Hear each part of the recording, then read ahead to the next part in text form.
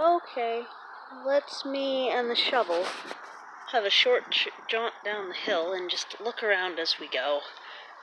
We've accidentally finished a video back there, but I feel like we saw most of what's up here.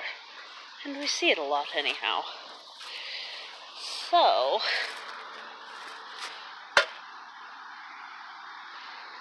let's see. Oh, there was something in my pocket that was sliding around. Okay. You can see here that I used some of this fencing to create a protective enclosure for the plants that I have growing along the edge of the retainer wall. And how this works here is I cut here, then here, then here, then here, like that on the fencing, and then they're hooked together, which was much easier than trying to fish the raspberry plant, see if I can get that to focus, through one of these holes without damaging it. So I just clipped it together and let it come out between the seam.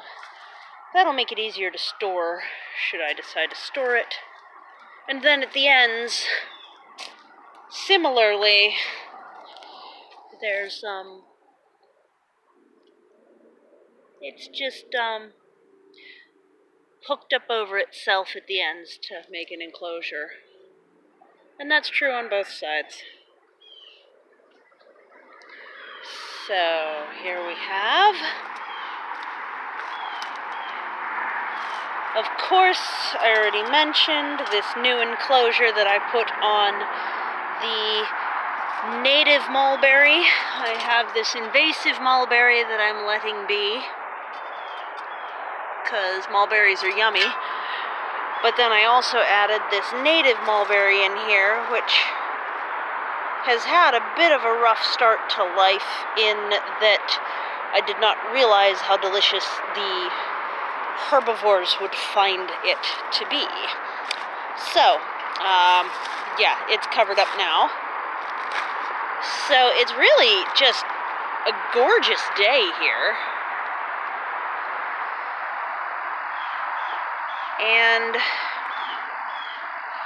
now that it's just so easy to access the lower portions of this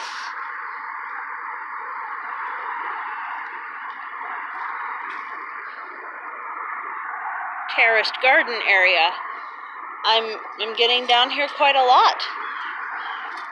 You can tell, because now this silly elm is out of the way, which is exciting.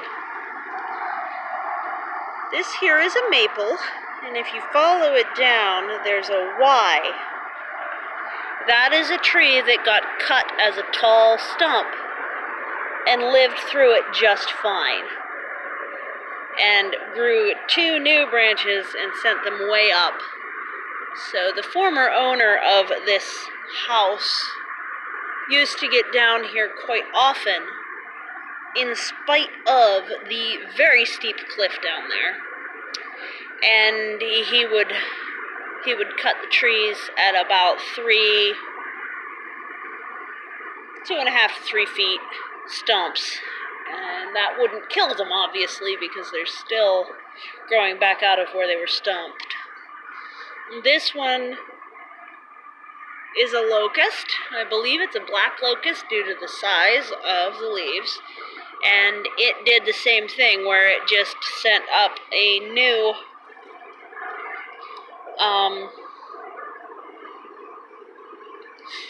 just a whole new branch out of that.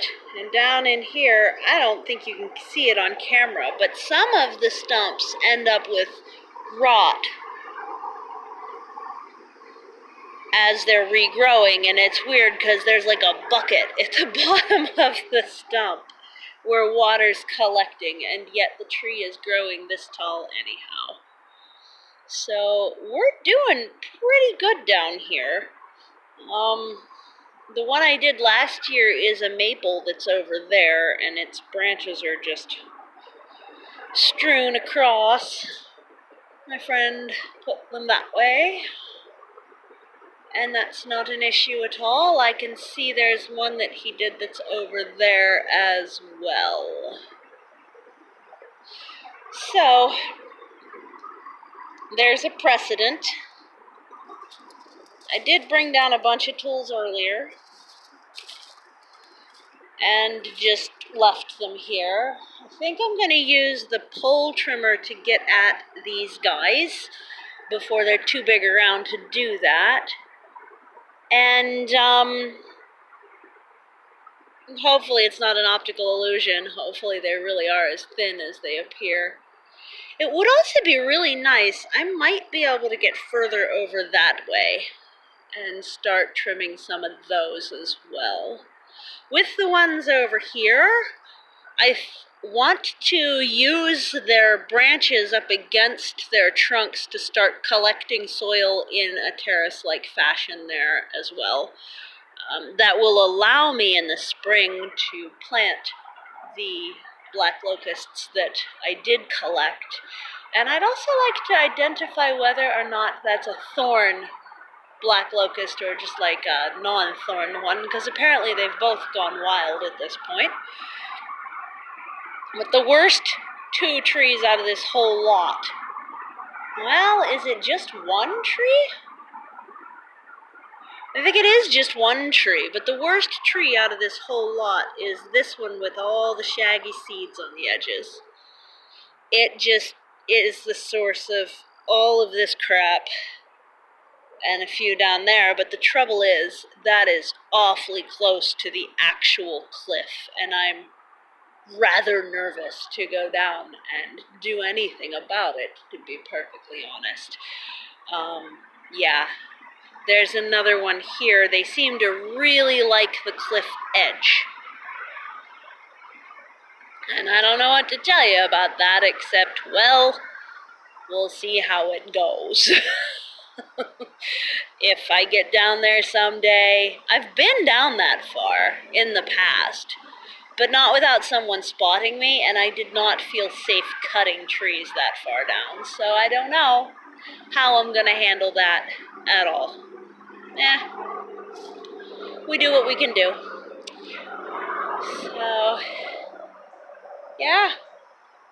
I use hand tools to do this, as you can tell. That's a folding saw, hand pruners, loppers, and a pull lopper, which has the ability to attach a saw. I just haven't. And that is because I am afraid. I am literally terrified of anything that is a chainsaw-like setup. So, oh well, what can you do? It is good to see that there's that locust there already, though. If I do cut it, I will definitely use that wood, because that is the most rot-resistant wood in existence. It gets exported pretty heavily because of how rot-resistant it is. And I'll use the maple too, because why not? That's nice straight wood. Good pole structure type wood if that's what I was doing, but what I'm doing is creating terracing and building it back up as it rots down. So that's what we're doing today. And I hope you're having a good day and enjoying me yak on and on about trees while standing partway down a steep embankment. All right. Bye.